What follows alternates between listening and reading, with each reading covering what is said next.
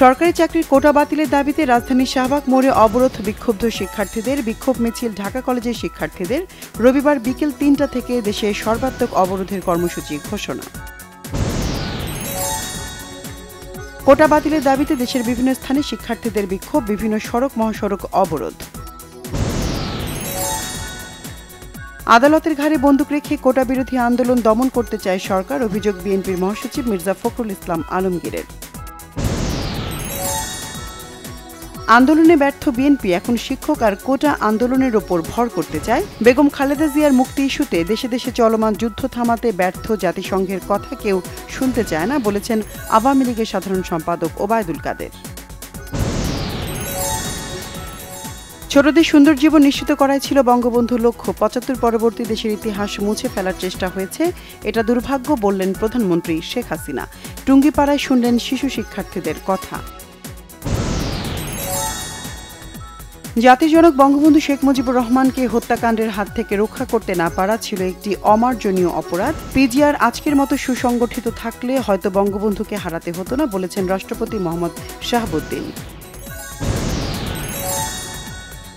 ক্ষমতার মোহে জনগণের আশা আকাঙ্ক্ষা ধ্বংস করে দিয়েছে আওয়ামী লীগ, বলেছেন বিএনপির স্থায়ী কমিটির সদস্য নজরুল ইসলাম খান।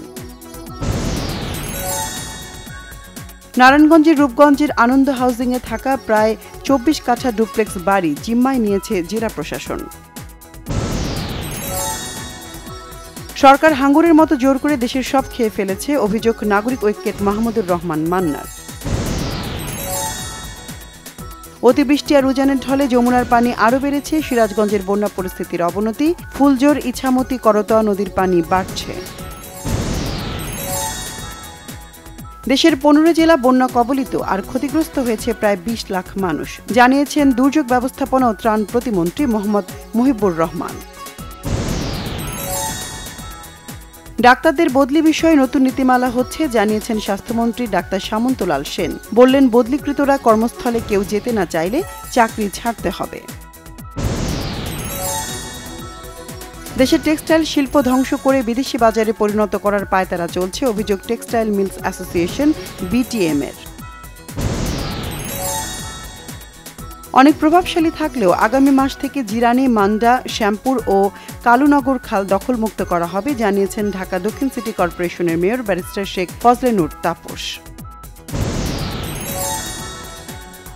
ইরানের প্রেসিডেন্ট নির্বাচিত হয়েছেন সংস্কারপন্থী মাসুদ পেজেকশিয়ান। দ্বিতীয় দফার ভোটে হারিয়েছেন কট্টরপন্থী সাইদ জালিলিকে। ফিলিস্তিনের গাজা উপত্যকায় শনিবার সকালে ইসরায়েলি হামলায় হত্যার শিকার হয়েছেন ১১ ফিলিস্তিনি। ইসরায়েলি হামলায় নিহত ফিলিস্তিনির সংখ্যা ছাড়ালো ৩৮,০০০, এর মধ্যে ৭০% নারী ও শিশু।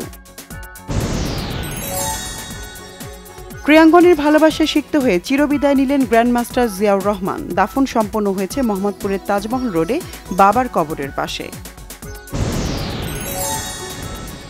পর্তুগালকে হারিয়ে ইউরোর সেমিফাইনালে ফ্রান্স, স্বাগতিক জার্মানিকে বিদায় করে সেরা চারে স্পেন।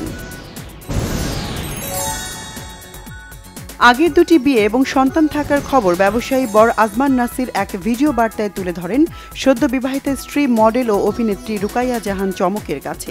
চমক সেই ভিডিও ফেসবুকে শেয়ার করে লিখেছেন, আই এম সরি আজমান।